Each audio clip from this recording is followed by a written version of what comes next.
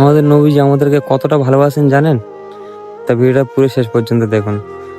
নবী বলছে আল্লাহ তাআলার, আমার উম্মত যদি জাহান্নামে যায়, আমি কিন্তু জান্নাতে যাব না। তা আল্লাহ তাআলা তখন বলছে, আপনি যদি জান্নাতে না যান, জান্নাতে উদ্বোধনই হবে না। তখন আল্লাহ তাআলা বলছে, বলে আমি তো তাহকামুল হাকিমিন নিজেকেই বলেছি, বিচারটা না করলেও তো জিনিসটা সুন্দর হয় না। ও নবী, একটা কাজ করেন। ওয়ালা সাউফা ইউতিকা রাব্বুকা ফাতারদা, আমি কাউকে বলিনি, আপনাকে বলেছি। বলে আখিরাতু খায়রুল লাকা মিনাল উলা, কাউকে জানাইনি, আপনাকে জানিয়েছি। আর আমি আল্লাহ জানি আপনি হচ্ছে উম্মতের দরদীয় নবী। আপনি কারোর জন্য কাঁদেননি, নিজের জন্যও কাঁদেননি, সন্তানের জন্যও কাঁদেননি, পরিবার জন্যও কাঁদেননি। আপনি যত কেঁদেছেন আপনি আপনার উম্মতের জন্য। এমনকি হাসরের মাঠে আল্লাহর নবীকে আল্লাহর হুকুমে সর্বপ্রথম তোলা হবে।